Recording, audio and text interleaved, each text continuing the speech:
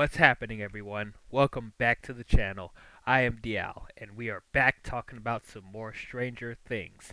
I have reviewed the previous 3 seasons. If you guys haven't seen my reviews for those, I'll put a link in the description below to a playlist where they have all 3 of the reviews, and you can check them out. But today, we are finally going to be getting into Stranger Things Season 4, Volume 1. And as always, I'm going to put a spoiler warning up here. There's going to be some stuff that I'll be talking about, but I'm not going to go out my way to talk about every little detail of spoiler stuff. But if you guys don't want to know anything about season 4, volume 1, if you guys haven't gotten to it yet, I suggest you guys go on Netflix and watch it, and then come back and listen to this if you don't want to know anything. So you have been warned. So, um, Stranger Things has become one of my favorite shows out there. I didn't expect for it to be as good as it was. But yeah, I just feel like it's a very, very creative show. I think the characters are really interesting. I think the premise is very unique, even though it took some influences from other movies in the past, but it still was able to make it its own thing. And I think it's a very, very entertaining show. The previous 3 seasons I thought were very strong. However, I thought season 3 was a bit weaker than the first 2 seasons, but overall I still enjoyed it for the most part. And honestly, for as long as they took to make season 4, there was a part of me that thought we weren't going to get another season again. Just because they waited so long to make another season. But if season 3 was going to be the last one, I for the most part was okay with it, even though there were some like decisions with characters I wasn't fully agreeing with. But overall, I did feel for the most part like a nice ending, I guess, because they tied up some most of the loose ends. But I'm glad they still were like, no, we're gonna make a season 4, and it's gonna feel. I guess this is gonna feel like more of a bigger culmination, and everything will come to a logical conclusion. Well, at least start to, because like apparently season 4 is not going to be the last season, because they're going to make a season 5. So I'm like, okay, and even though I'm really liking this show, one of the things I was worried about is that law of diminishing returns, as I would say always, is that if a show or like a movie franchise goes too long, most times the quality tends to like not be as good. So I just hope that if I almost was worried that they were going to squeeze this show dry, like it's going to go longer than it needs to, and like the quality of the story and the characters, the writing overall is not going to be as great. Cause like I did not think they were gonna go up to a season 5, to be honest. So yeah, but we can only hope for the best, right? But even so, I'm still was eager to see more from this universe, man. Cause like I just really invested in the characters overall, and it's just seeing them grow up, as the seasons go along, seeing them deal with, more complex stories, and dealing with more stuff in their life as they get older. I think that's always interesting, and of course the monster stuff is also entertaining on top of that. So hearing that this show is going to be split into 2 parts, I'm like, okay, it's gonna feel really grand and epic, right? Because it's like apparently they have a lot of story to tell, and they're gonna tie up a lot of loose ends. So I'm like, okay, well, let's see what happens with it being split into 2 parts. And this is something that Netflix normally doesn't do, because normally they like to put, all their episodes out there on the same day for people to binge. That's their motto. Like they're making all the shows bingeable, which I know a lot of people were questioning, because when it comes to the streaming wars, is that like the best way to sell your product? Because when stuff is binged in one day, like not a lot of people continue to talk about it as long, because it's all over and done if people watch it on the same day. Like with Disney Plus and like HBO Max and stuff like that, they would air episodes weekly, and so people would talk about it longer. So I'm guessing this is Netflix's way of slowly easing into weekly stuff, or stretching shows out longer, not putting everything out on the same day. So I thought that probably is a good idea for Netflix, especially because they're not in the best place financially, losing a lot of stock. But on top of that, this is supposed to have the biggest budget of all the seasons. So I'm thinking, okay, that's cool. That's another thing I was worried about because, as I said, Netflix is kind of in a bad place financially, and like for them to spend a bunch of money on Stranger Things, is that the best way to go about it right now? But I'm sure that's kind of the safer bet because Stranger Things is like the most popular thing on Netflix, so I guess it'd be warranted at that point. But anyway, I avoided all the trailers for this, so I knew nothing about the plot points going in. That all I knew was that it's gonna be split into two parts. So I knew nothing about what it was teasing or whatever. The only images that I saw was the flashbacks of Eleven in the psychiatric ward when she was a little kid. I guess they're gonna do some flashbacks with that and a de-aged Millie Bobby Brown as well. So that'll be interesting to see. But other than that, that's all I knew about the show. So sitting down and watching this, I gotta tell you, I didn't love it. I didn't love the season. I was slightly disappointed with this. But not to say that I thought this season was bad, but like compared to the previous three seasons, this was probably the biggest struggle for me to get through, and it's really sad for me to say because with the previous three seasons, like I I found myself not wanting to turn it off, or I was never bored. I was always like eager to see what happens next. Even with season three, even though I had problems with that, it was still, you know, more engaging to watch, and it's like I was still invested mostly in what was going on. But with season four, volume one, I'm gonna be honest with you guys. It took me about 4 or 5 days to finish this volume, and that was not the case with the previous three seasons. It was that hard for me to get through because like my main issue with this season so far is the length. I feel like it is way too long, and the reason why it took me that long to finish this is because like I was getting bored, and there were times where I fell asleep. Well, okay, I'm sorry. I didn't get bored. There was still interesting stuff happening, but it was just drawn out so long. The pacing was just not not great, and I found myself falling asleep more than once. I feel like that's the major detriment to this show because there's a lot of interesting stuff that happens in this season, and there's some really good character moments, but I feel like it's suffering from the weight of its own ambition, I would say.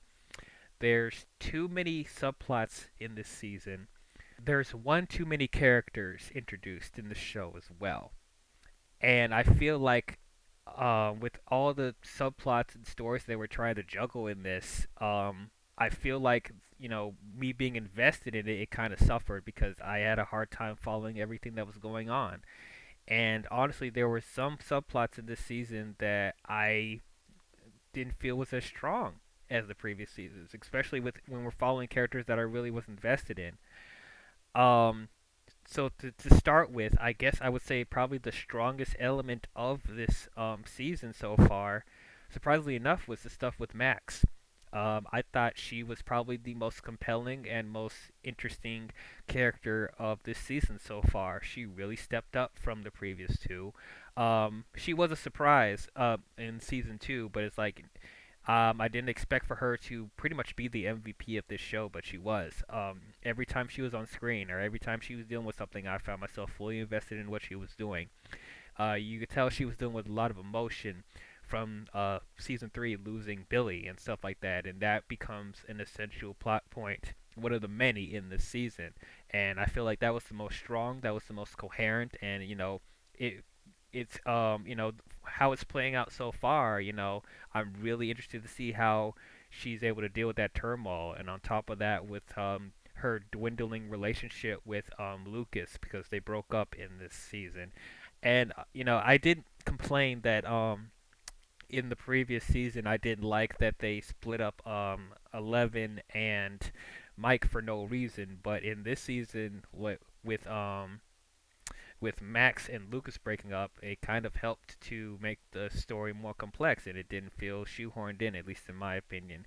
Pretty much anything having to deal with like the main kids of the show, I feel is the strongest part of this season. Because it's always interesting seeing their dynamic together. You know, you believe that these bands of kids have been friends for a while.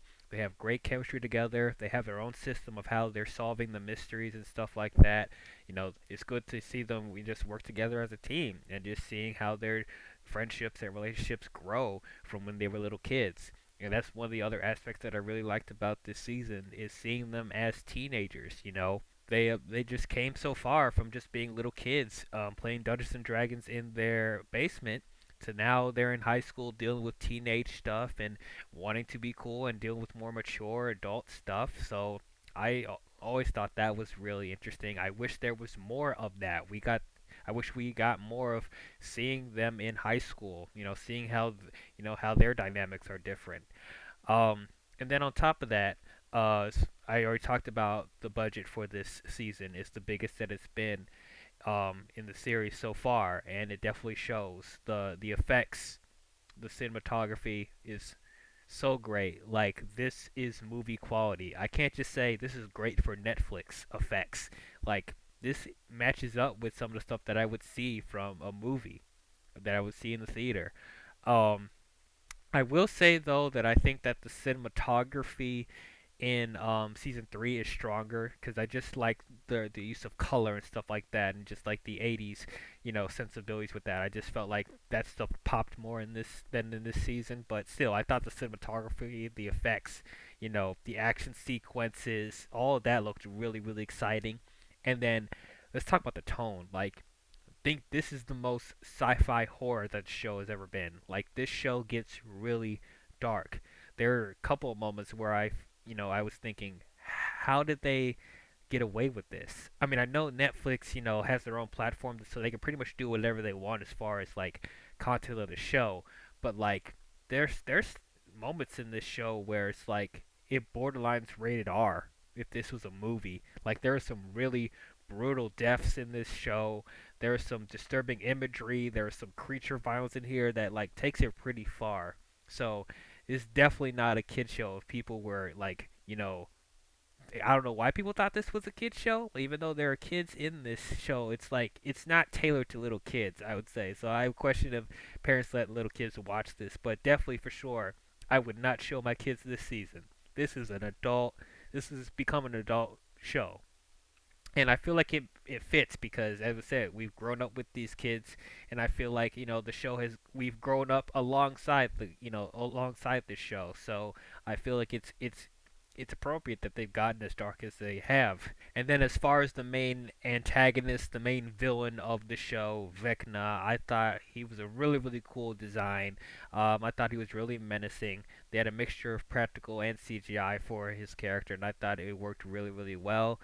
He had some really cool abilities. There were some really cool visual shots with him when he's in the upside down and stuff like that. And then all the deaths that he does, I thought were crazy. Just some, as I said, really messed up stuff. I was loving how dark it was.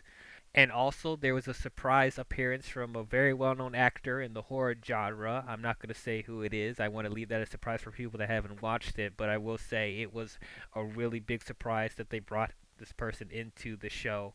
And they did a really good job incorporating him into the story. But yeah, I was really happy about that. And I would say that's probably all of my major positives with this show. Going back to there's a lot of plot points in this show, and there's certain ones that I didn't care for as much as others. I would say the weakest plot point of this season so far is the stuff with Russia.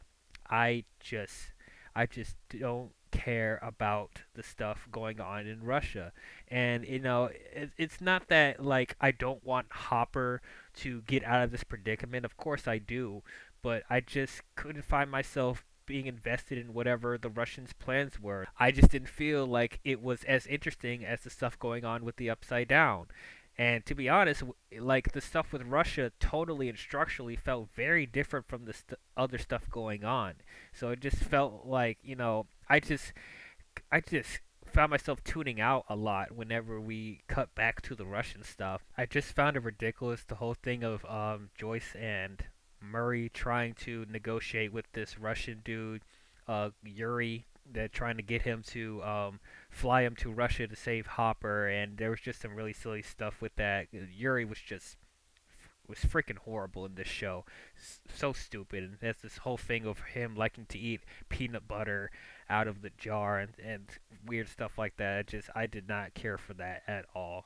Also, another subplot that I thought was a huge letdown for me was actually the stuff with Eleven. I found her stuff not as engaging as it was in the previous three seasons. And it's really disappointing for me to say because Eleven is one of my favorite characters of this show.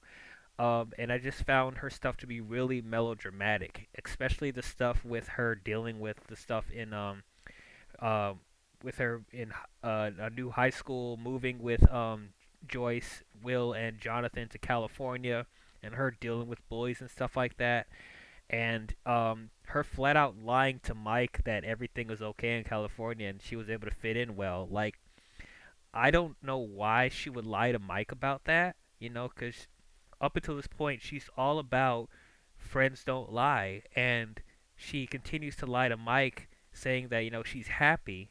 And I would think that Eleven would trust Mike enough to understand her situation, and she could you know be more empathetic toward the situation, probably consult her about it. But like she doesn't.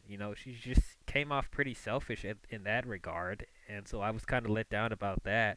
And then there was the whole subplot with Eleven being recruited by her papa and that therapist or scientist from the previous two seasons recruiting her and trying to figure out a way to get her powers back because she lost her powers in the previous season. And then she is under a whole bunch of experiments that she was under when she was a little kid, and I just found that stuff really repetitive, and there wasn't really anything that different they'd done with with the experiments that we haven't already seen from season one. So I just found that stuff to be pretty redundant, even though you do learn more about Vecna and how he became how he was, I guess. So they tried to find a creative way to like incorporate the experiment stuff with Vecna. But as far as just me watching that, I just felt like it was kind of bland to me. Like I was just waiting for them to get to the point mostly. I was impressed with the de aging that they did with Millie Bobby Brown. It pretty much looked seamless. So I was impressed in that aspect. But that's pretty much it. And then going back to the stuff with Mike and Will, first of all, Will is just like become a third Will at this point. They barely give him anything now. He's just pretty much the friend that everyone forgets about, and that kind of upset me because Will was such a integral character in the first three seasons, especially the first two actually, because it was mainly revolving around him, and just seeing him dwindle to not being as important as the other main kids, I was just kind of frustrated with that. And then it's just kind of a similar thing with Jonathan as well because they just resort to him being a stoner and along with his new friend Argyle. And then like it leads to this whole thing of him and Nancy having relationship problems because it's a long distance relationship, and he's worried that he's not going to be able to go to the same college as Nancy, and so he's thinking about breaking up with her over that, and he never talks to Nancy about that for some reason. And of course, Nancy's feeling that effect because he doesn't talk to her about it, and she thinks that Jonathan's being neglectful on purpose. And then that leads to Nancy eventually getting feelings again for Steve when they meet up again, and I just feel like that was kind of forced. Regardless of Nancy and Jonathan having feelings, why would Joyce go back to Steve after everything they've been through? So I felt like that was kind of shoehorned in as well. The stuff with Robin though, I thought she was still entertaining. I thought she was she was pretty good in this season as well. She's also dealing with trying to talk to this girl, because she has feelings for this girl. So I guess now they're establishing that she's gay, which okay, that's cool. New dynamic. But other than that, I thought she was good as she was in the previous season. And then once again, I'm glad that they're incorporating Erica more with the group. She's once again very entertaining to watch. I really like the scene with her helping Mike and Dustin with the D&D game at the Hellfire Club. That's a really good scene as well. It was also nice to see Susie again, Dustin's girlfriend. They actually incorporate her into the story, and she actually has an important role. That it's not fully explained what she does that helps the main gang. I'm sure that's going to be elaborated more in volume 2. But yeah, I was still happy to see Susie. I'm glad they were able to bring her into this season. And then we have newcomer to the show, Eddie, who is the head of the Hellfire Club that Mike and Dustin are in at high school. Pretty much the rocker stoner dude. I thought he was pretty good. I thought he was a welcomed addition to the show. He worked off of the main group pretty well.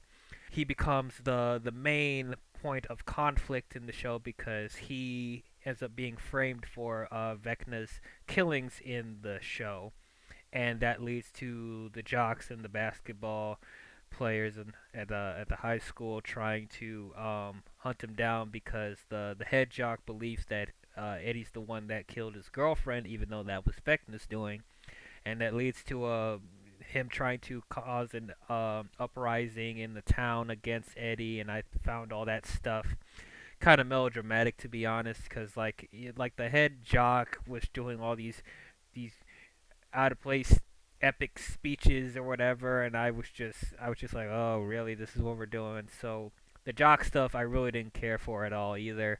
But I did like Eddie. I thought he was a good character. And I feel like a lot of these plot points could have helped to be more, tightly written if the season wasn't as long as it was. Each episode is at least over an hour long. I think the last episode is like a movie length, like an hour and 40 minutes, and you feel the length of these episodes, and I just feel like it was unnecessary for them to make it as long as they did, because we're dragging out stuff that's not as important. And then there's certain plot points that are actually really engaging that don't get enough time. So I don't understand what happened here. I'm guessing that the Duffer Brothers, the writers and directors of this season, they were trying to make like this epic Return of the King style story for Stranger Things, and while I commend their ambition and their effort, because regardless of how I feel, how the writing and the structure is, like you still feel like there's effort put into the show. It's not a badly made season at all. It's very well directed. You feel like the people working on this project, they actually care. And also with the actors, like there's not a bad performance in this show. I just feel like they didn't need to go this big and bloated with the plot to make it feel epic. Like less is more in this case. But I'm going to reserve my judgments for when volume 2 comes out. Maybe the stuff that I'm not as hot about with this volume, maybe in volume 2 they'll help, bring things around, I guess. So only time will tell. But overall, I think the season is good so far. It's good. It's not bad. I just feel like it's a little too much for me as far as everything going on, and the show being too long. These I just didn't feel like these episodes need to be over an hour long. I think they really made the show suffer overall. But like there, once again, there's some decisions made with characters that I'm not fully with. I really don't care about the Russians plot point at all. And even I feel like the stuff with Vecna, while he was a really cool design, he's a really cool villain. I just found his stuff to be convoluted because there's not really a consistent like main figure of the Upside Down, because it tends to change every season. Like, is it those face opener creatures, or is it the giant spider creature, and or is it Vecna? Because Vecna was never talked about in the previous 3 seasons. So it just feels like they're just making up a new villain each season, and they're just really trying to shoehorn in an origin story for the villain, trying to tie it in with 11 and stuff like that. That just kind of feels convoluted to me. But overall, I'm still into it. I'm still interested to see where this season will end, but I don't know. I just feel like it's stumbling over the the weight of everything that they're trying to establish in this season. I just feel like it's too much. But so I'll say that Stranger Things season 4 volume 1 is pretty good. But yeah, let's just see what happens with volume 2. And hopefully they'll stick the landing. So tune in to my review for volume 2 when it comes out. But what did you guys think about volume 1? Did you guys love it? Did you guys hate it? Did you guys think it was okay? Comment your thoughts down below and let me know. If you guys enjoyed this review, please don't forget to leave a thumbs up and subscribe to the channel. And don't forget to hit the bell if you want to be notified on future videos I'll be doing. But that's all I have for you Stranger Things fans, and I will see you guys next time. Talk to you guys later. Bye-bye.